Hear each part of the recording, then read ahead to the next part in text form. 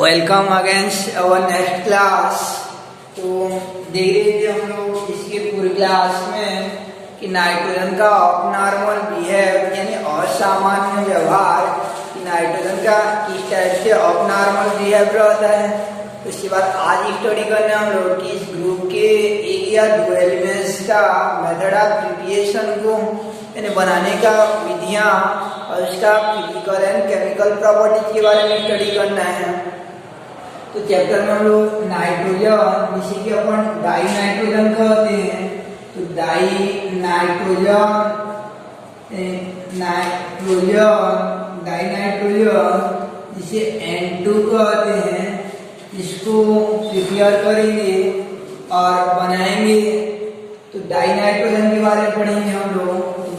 पढ़ने का सीक्वेंस रहता है, पहले जो है इसका मेथड ऑफ प्रिपरेशन बनाने का विधियाँ, दूसरा जो है फिजिकल प्रॉपर्टी, तीसरा जो है केमिकल प्रॉपर्टीज रहता है और चौथा जो है डेली लाइफ में यूज रहता है, डेली लाइफ में उपयोग रहता है।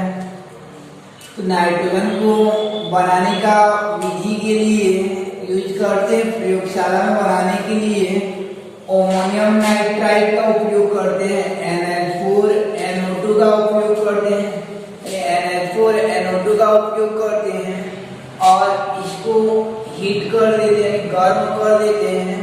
तो यहाँ से जो वाटर मॉलिक्यूल्स है, 4 हाइड्रोजन और 2 ऑक्सीजन से 2H2 बाहर निकल जाता है, 2H2 जो है बाहर निकल जाएगा, प्लस यहाँ से N और M बचता है। तो N और M से आपका N2 हो जाता है। तो इस प्रकार से लाइब्रेरी में आपका नाइट्रोजन बनाया जाता है, प्रयोगशाला में नाइट्रोजन बनाया जाता है।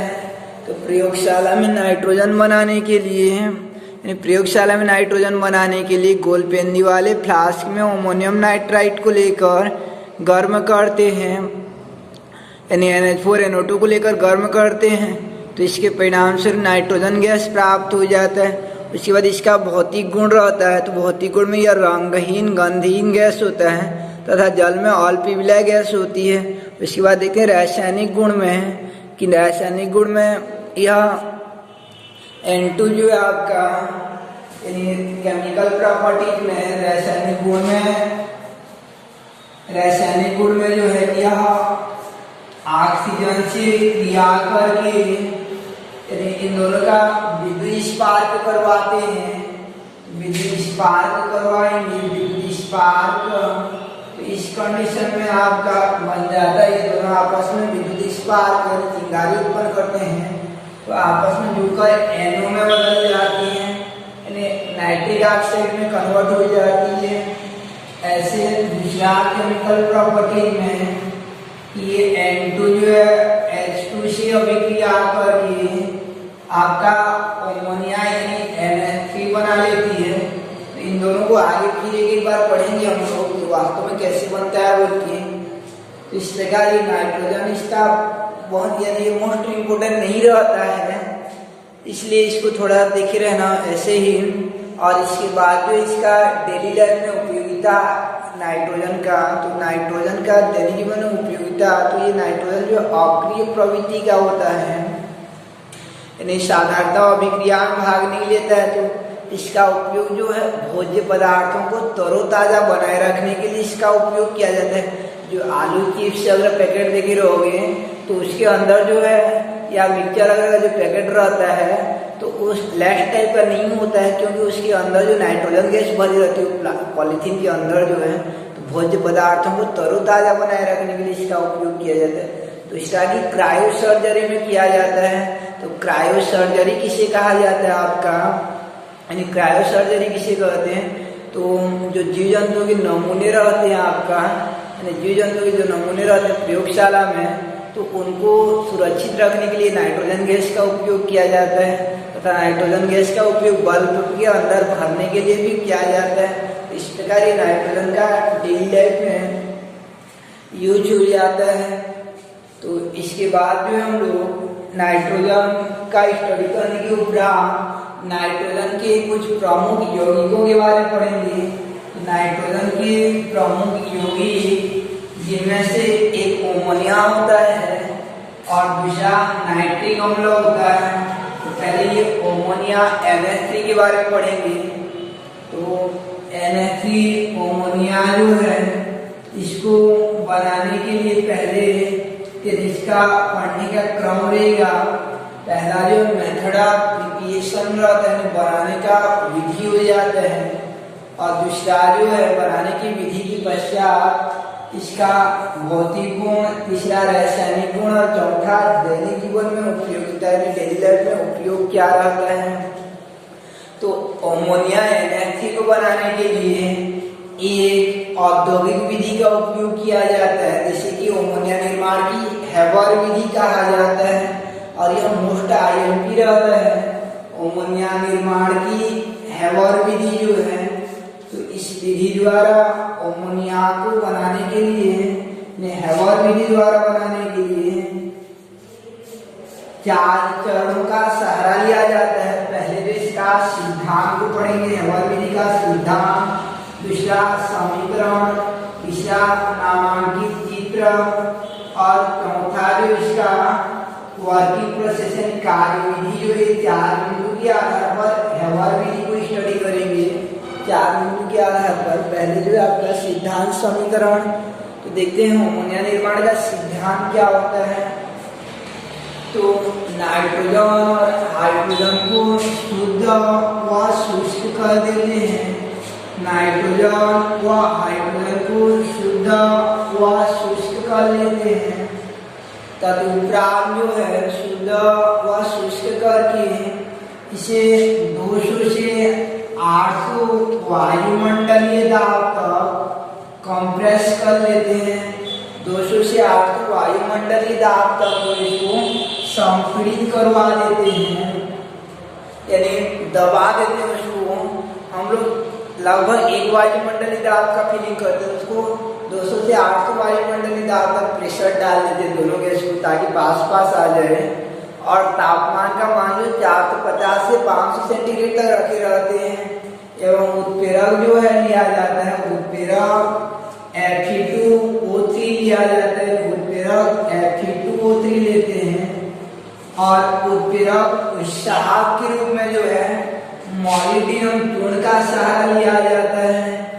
उत्प्रेरक उत्साहक के रूप में मॉलिब्डेनम चूर्ण का सहारा लिया जाता है। उत्प्रेरक Fe2O3 और उत्साहक मॉलिब्डेनम चूर्ण, और ताप का मान रहता है आपका 450 से 500 सेंटीग्रेड, व दाब का मान रहता है आपका 200 से 800 वायुमंडलीय दाब। इतना में इन दोनों को परस्पर अभिक्रिया करवाते हैं, तो बन जाता है आपका NH3 यानी अमोनिया गैस प्राप्त हो जाता है।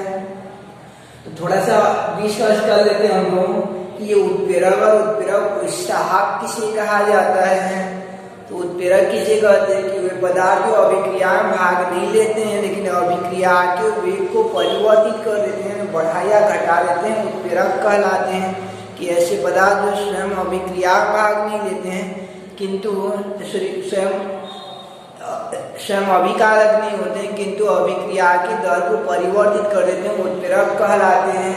जैसे आपका ब्राह्मण लोग जो रहते हैं आपका इस शादी में जो है दोनों पक्ष को जोड़ देते हैं और स्वयं जो अपरिवर्तित रहते हैं, तो ऐसे क्या हो जाएंगे, उत्प्रेरक हो जाते हैं। टीचर क्या होते हैं कि विद्यार्थी को अगले क्लास में पहुंचा देते हैं और स्वयं वहीं पर रहेंगे, तो वो क्या हो जाते हैं आपका उत्प्रेरक हो जाते हैं। वो ऐसे पदार्थ स्वयं अभिकारक नहीं होते हैं, किंतु अभिक्रिया की दर को परिवर्तित कर देते हैं, उत्प्रेरक कहलाते हैं। रही बात उत्प्रेरक उत्साहक किसे कहा जाता है कि उस उत्प्रेरक को बढ़ावा देने वाला तीसरा पदार्थ को जो है, उत्प्रेरक अगर थोड़ा सा मंद पड़ गया रहता है, जैसे मान लीजिए कि टीचर अगर सुस्त पड़ गए रहते, तो उस समय जो आपका समिति या प्रिंसिपल क्या करते हैं, उनको और थोड़ा उत्तेजित करवा देते हैं। तो उस दौरान वो क्या हो जाएंगे, आपका उत्प्रेरक उत्साहक हो जाते हैं। तो उत्प्रेरक उत्साहक तीसरा पदार्थ होता है जो उत्प्रेरक की क्षमता को यानी मंदता को तीव्र कर देता है।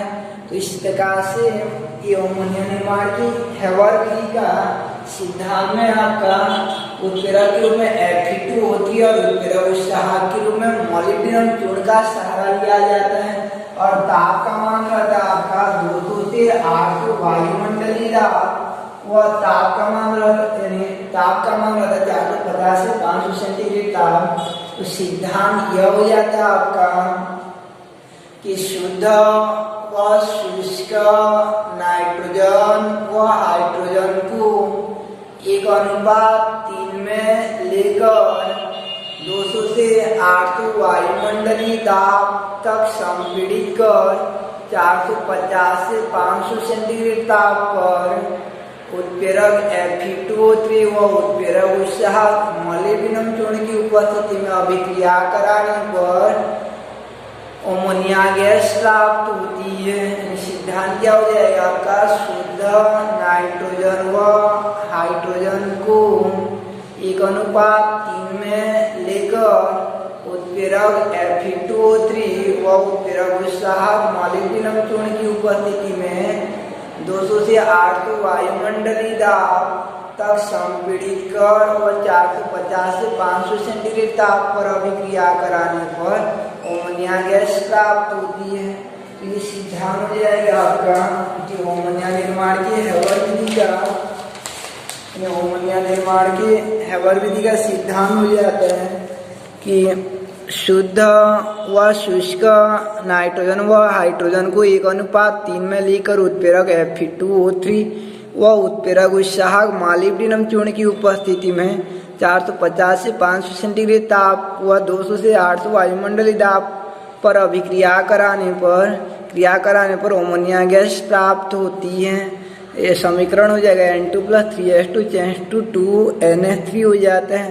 उसके बाद जो है यहाँ से और एक क्वेश्चन आ जाता है कि आप अधिक मात्रा में अमोनिया प्राप्त करना चाहते हैं तो ताप व दाब को कैसा रखना पड़ेगा, यानी आप अधिक मात्रा में अमोनिया प्राप्त करना चाहते हैं तो ताप व दाब को कैसे रखेंगे।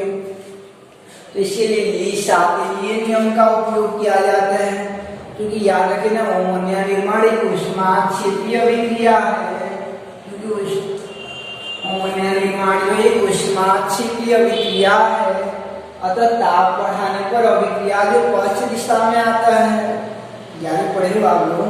ली-सापेलीय नियम के अनुसार अभिक्रिया में यानी साम्यावस्था में निकाय के ताप दाब और सांद्रण में परिवर्तन करने पर साम्य ऊष्मा अग्रसर होती है, जिससे यह परिवर्तन प्रभावहीन हो जाए।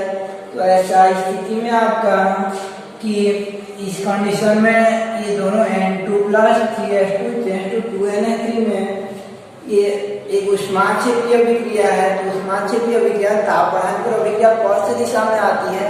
अतः इस विधि में हम ताप को कम करके अधिक मात्रा में अमोनिया का प्रोडक्शन कर सकते हैं। तापमान को कम कर अधिक मात्रा में अमोनिया प्राप्त की जा सकती है। दूसरा कि दाब को कैसे रखेंगे, तो दाब बढ़ाने पर साम्य ऊष्मा अग्रसर होती है, यानी दाब बढ़ाने पर साम्य ऊष्मा अग्रसर होती है, जिससे अणुओं की संख्या में कमी होती है। तो इधर 2 अणु हैं और इधर 3-4 अणु है आपका, तो दाब बढ़ाएंगे तो अभिक्रिया आगे की ओर जाएगा। अतः निष्कर्ष ये निकलता है कि उक्त अभिक्रिया में ताप को कम और दाब को बढ़ाकर अधिक मात्रा में अमोनिया प्राप्त की जा सकती है। ताप को कम और दाब को बढ़ाकर अधिक मात्रा में अमोनिया प्राप्त की जा सकती है।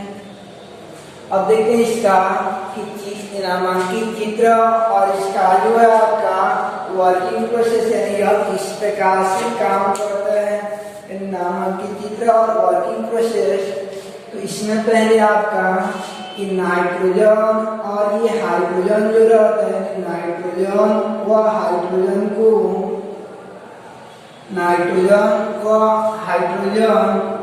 इन दोनों को 1:3 में ले जाते हैं। शुद्ध और शुष्क कर N2 और H2 को जो है और दोनों को लेकर एक पंप द्वारा, यानी पंप जिसमें है उसको प्रेशर डाला जाता है। दोनों गैसों के मिलावट को प्रेशर डालते हैं और उसको प्रेशर द्वारा जो है 200 से 800 वायुमंडलीय दाब तक संपीड़ित कर देते हैं।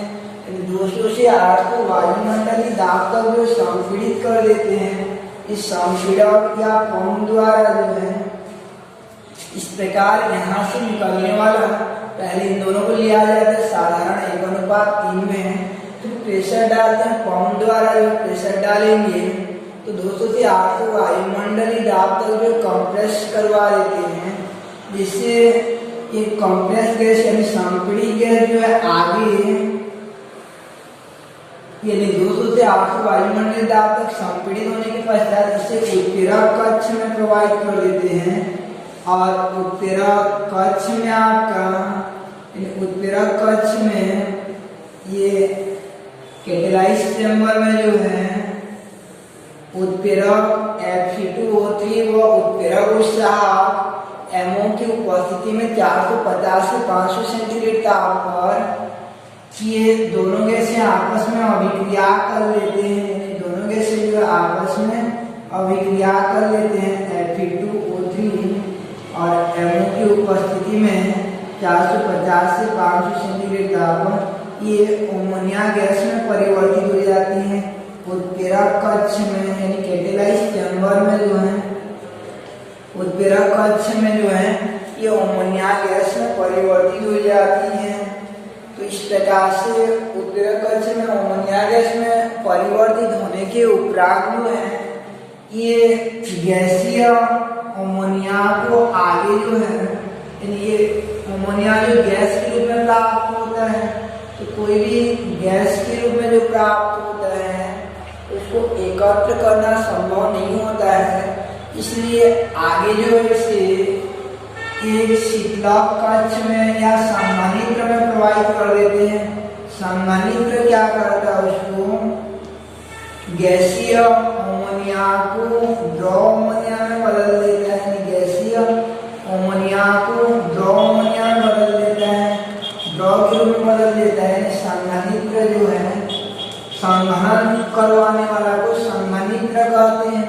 तो द्रव अमोनिया में कन्वर्ट कर देगा। द्रव अमोनिया यहाँ से जो है फिर यानी अमोनिया फॉर्म में जो बाहर निकल जाएगा और यहाँ कलेक्ट हो जाते हैं, अमोनिया के रूप में एकत्र हो जाते हैं। तथा कुछ गैस जो अमोनिया में नहीं बदल पाए रहते हैं, N2 और H2 भी थोड़ा मोड़ा आगे निकल जाते हैं, तो वो आसानी से द्रवित नहीं होते, तो उनको पुनः पंप की सहायता से जो है उनको पुनः पंप की सहायता से फिर से यानी ये अनुपयोगी जो है N2 और H2 गैस जो रहता है आपका, ये N2 और H2 गैस जो अनुपयोगी, इनको फिर से जो है ये उत्प्रेरक कक्ष में रिटर्न करवा देते हैं, फिर से उत्प्रेरक कक्ष में प्रवाहित करवा देते हैं, फिर से उत्प्रेरक कक्ष में भेज दिया जाता है। तो पहले यहाँ से N2 और H2 को भेजा जाता है शुद्ध शुष्क कर, यहाँ 200 से 800 वायुमंडलीय दाब तक संपीड़ित कर उत्प्रेरक कक्ष में प्रवाहित करते हैं, जहाँ भी ये अभिक्रिया करके NH3 में बदल जाते हैं। और इस प्रकार NH3 गैस जो बनता है आगे की ओर बढ़ता है, जिसे संघनित्र द्वारा द्रव अमोनिया में बदल कर यहाँ अमोनिया को एकत्र कर लेते हैं। द्रव अमोनिया प्राप्त हो जाती है और द्रव अमोनिया के पश्चात जो है कुछ अनुपयोगी गैस जो रहते हैं, जो कन्वर्ट नहीं हो पाए रहते हैं लिक्विड में, उनको फिर से जो है भेज दिया जाता है पंप की सहायता से ये उत्प्रेरक कक्ष में। तो ये अमोनिया निर्माण का हैवर विधि हो जाता है। इस प्रकार से आपका अमोनिया निर्माण का हैवर विधि हो जाएगा कि अमोनिया निर्माण के हैवर विधि में चित्रानुसार नाइट्रोजन व हाइड्रोजन को 1:3 में लेकर यानी अमोनिया निर्माण के हैवर विधि में N2 और H2 को शुद्ध व शुष्क कर 1:3 में लेकर पंप की सहायता से 200 से 800 वायुमंडलीय दाब तक संपीड़ित कर देते हैं। तत्पश्चात संपीड़ित गैसीय मिश्रण को उत्प्रेरक कक्ष में प्रवाहित करते हैं, जहाँ उत्प्रेरक Fe2O3 व उत्प्रेरक उत्साहक मॉलिब्डेनम चूर्ण की उपस्थिति में ये गैसें अभिक्रिया कर अमोनिया में परिवर्तित हो जाती हैं। इस प्रकार प्राप्त गैसीय अमोनिया को संघनित्र में प्रवाहित कर द्रव अमोनिया में परिवर्तित कर देते हैं और अनुपयोगी गैसों को पुनः पंप की सहायता से संपीड़क कक्ष में इस पंप की सहायता से पुनः उत्प्रेरक कक्ष में प्रवाहित कर दी जाती है। तो ये अमोनिया निर्माण का आपका हैबर विधि हो जाता है, यानी अमोनिया निर्माण की हैबर विधि हो जाएगा। कि इस विधि में यानी संरचना व कार्य विधि में कि शुद्ध व शुष्क हाइड्रोजन को 1:3 में लेकर संपीड़क द्वारा 200 से 800 वायुमंडलीय दाब तक संपीड़ित कर देते हैं। तत्पश्चात संपीड़ित गैसीय मिश्रण को उत्प्रेरक कक्ष में प्रवाहित करते हैं, जहां उत्प्रेरक Fe2O3 व उत्प्रेरक उत्साहक MO की उपस्थिति में संपीड़ित गैसीय मिश्रण गैसीय अमोनिया में परिवर्तित हो जाती हैं। इस प्रकार बना हुआ गैसीय अमोनिया को संघनित्र में प्रवाहित कर द्रव अमोनिया में परिवर्तित कर लेते हैं तथा अनुपयोगी गैसों को पुनः संपीड़क द्वारा उत्प्रेरक कक्ष में भेज दिया जाता है। तो ये अमोनिया निर्माण का हैबर विधि हो जाता है। नेक्स्ट डे देखेंगे हम लोग कि अमोनिया का भौतिक गुण व रासायनिक गुण। तो भौतिक गुण को देख ले रहे हैं थोड़ा सा कि यह तीखी गैस होती है और आँख में आंसू आ जाते हैं। अमोनिया के वाष्प से आँख में आंसू आ जाती है और ये जल में विलय होती है, वायु से थोड़ा सा भारी होती है। कल इसका रासायनिक गुण देखेंगे हम लोग, अमोनिया का रासायनिक गुण।